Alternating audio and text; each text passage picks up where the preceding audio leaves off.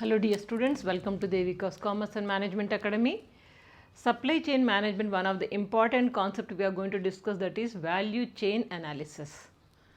In simple general words, I'll tell you what is this value chain analysis. Suppose you are a company producer or company CEO or company board of directors, it's your company. You are producing some product. That product is given to the customers. It has reached the customers. When customer receives, what will happen? Is the customer is feeling like the product is worthable, and whatever money I have spent, does it giving the value for my money? So this is the main concept of value chain analysis. Whatever we are producing, that value the customer should feel and realize, and he must be satisfied. This is the main object or intention. For value chain analysis, few concepts you have to remember. How can I increase the value of the product? Just imagine and tell me few points. When customer will feel happy for the value, for the paid money of that particular product. Tell me what are the main concepts. One is cost must be less, quality should be good, expected product you have to deliver, because you are showing something on commerce website, e-commerce website, and you are delivering something that doesn't make sense to the customer. So that is why whatever you are showing, the same product must be delivered and customer must feel that whatever I spent, so this is worthable. So this kind of feelings, whenever customer feels, value chain analysis got successful. In depth we will be discussing about this value chain analysis. Always let me tell you that value chain analysis is introduced by Harvard Professor Michael Porter. Professor Michael Porter, he introduced this value chain analysis. Now what is this value chain analysis? I gave you some introduction in few words. So let's see in few sentences what is value chain analysis. Value chain analysis is a strategic tool used to analyze a firm's internal activities. So this is a strategic tool used to analyze a firm's internal activities. Internal activities can be divided into two parts. One is primary and support. Both the activities, primary and support activities, both together internal activities will be focusing. Why we are focusing on internal activities? To identify areas for cost reduction, quality of goods or services, products with desirable features, durability and flexibility, etc. On these parameters we are going to focus. Why we are going to focus? To satisfy the customer. The customer should feel that this value is worthable. To make realize of the customer that the value what he spent, whatever value we are giving for the cost, both are up to the mark. He need not to repent for the cost what he paid and what the value he got it. For that purpose, this is value chain analysis. Once again, you just understand, because concept if you understand, rest of the topic is very easy. You can proceed. Now the concept is value chain analysis is a strategic tool used to analyze the firm's internal activities. Internal means primary and support. Internal activities to identify areas for cost reduction, quality of goods or services, products with desirable features, durability and flexibility, etc. If you focus on this, the customer will feel happy. You can satisfy the customer.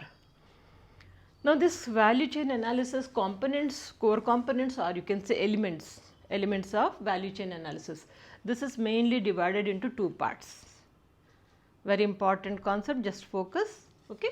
So this is mainly into two parts. Part 1, part 2. First part is primary activities. We will be focusing on the primary activities. Few activities we are going to focus. Okay. So what are the primary activities? Primary activities means directly related to the actual creation, manufacture, development, sale and service of the products or services provided to the customers of the firm. Mainly the production and the value of the product, whatever he is going to distribute, whatever services or product he is going to deliver to the customer, focusing on that, that is the primary activities. Under primary activities, 5 points you must remember. how do you fulfill primary activities? If you understand these five objectives or 5 parts of the primary activities, so that you can understand very well. First one is inbound logistics. Inbound means inside of the organization, that is from the storage, raw material control, warehouse. So everything is inside of organization only. So handling the things in the organization, purchasing the raw material, storing, supplying the goods, and warehouse, maintaining the warehouse. So these are all inbound activities. So inbound logistics you have to focus first. Okay, this is first activity. The second one, operations. Operations means what? Operations means nothing but activities or procedure or production of the products from the raw material to finished goods, whatever process is going on, that is nothing but the operations only. In operations you have to remember few points, that is raw material to finished goods we have to focus. So part of that, testing, sampling, fabrication and assembly. These are the areas you need to focus, part and parcel of operations. Okay, inbound logistics, so that is these things, storage and also raw material control, warehouse, and operations you are focusing on this area. The third one is outbound logistics. Inbound is inside of organization. Outbound logistics means, outbound activities is from the finished goods until it reaches to the customer. That is outbound logistics. Now outbound logistics, final products to channels of distribution. Product is ready. Now how you are going to distribute? That is channels of distribution. That is, and also you need to focus on the retailers and wholesalers. These people are going to be helpful for the sale of the product.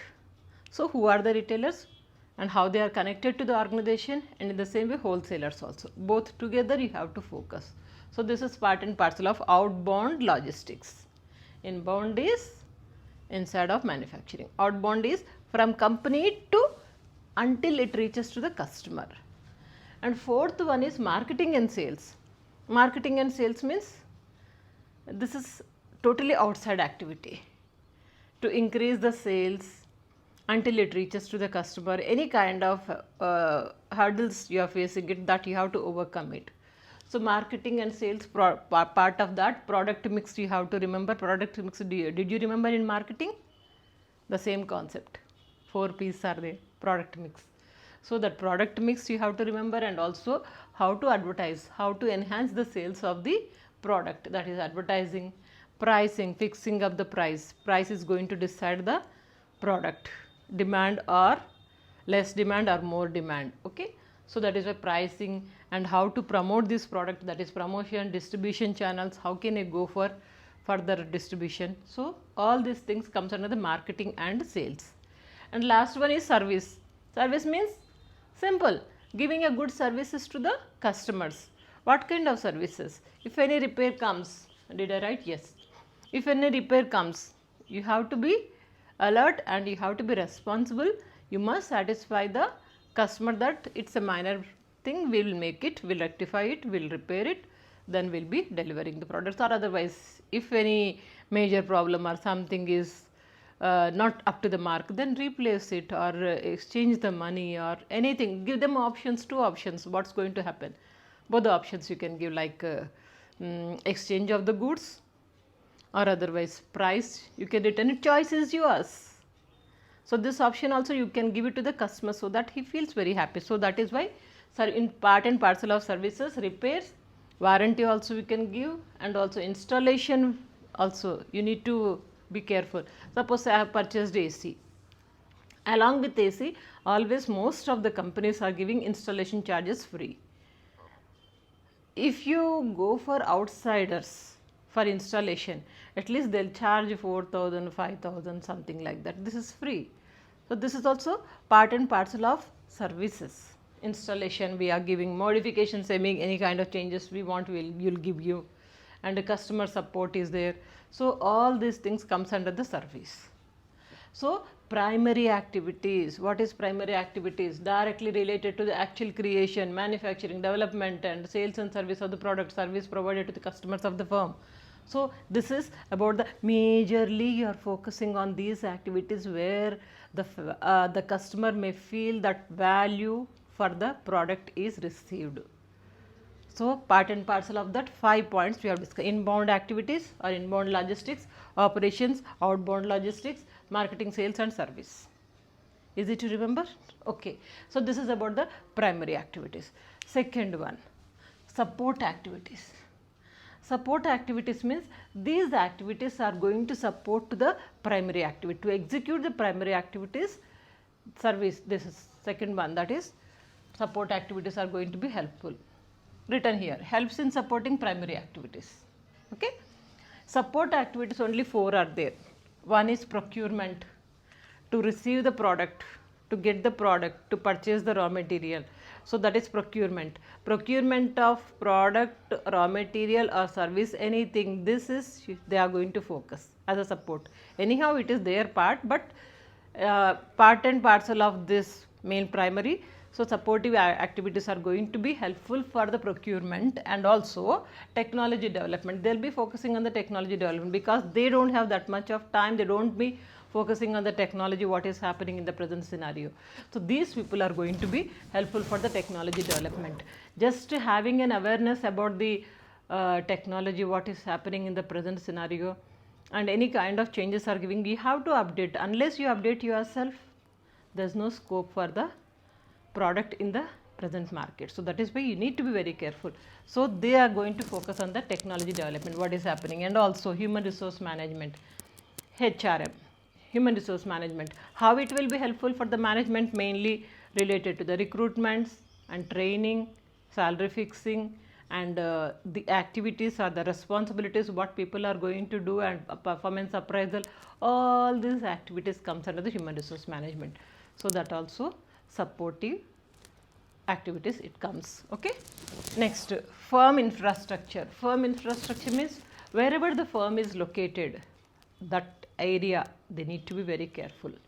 Like infrastructure problems, sometimes they may get changes or alterations they want to do, and also related to the finance they must be very careful, and legal affairs if they are having anything that must be solved. So these are 4 things are comes under the support activities. What are those 4? Once again remember: procurement, technology development, human resource management and infrastructure. Able to remember? So primary, support activities. Primary 5, support 4. Together we can say these are the main key areas, key elements, okay, of the value chain analysis. If you understand this, let's enter into the same topic, value chain analysis, that is steps to conduct value chain analysis. How do you go step by step for this value chain analysis? Understood the topic, but procedure, how to proceed it? The only 3 steps are, the 3 steps are, you can say 3 points. First step number 1 is identify sub activities.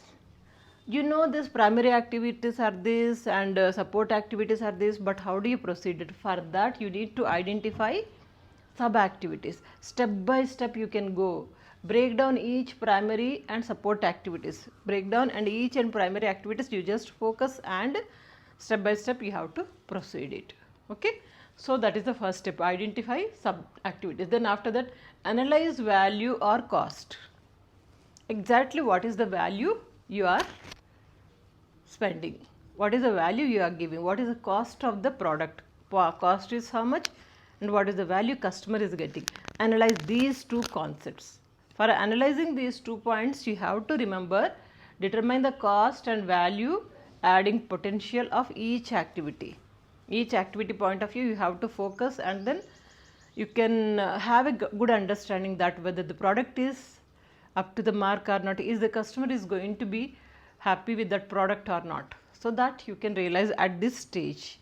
And last stage it comes to identify links.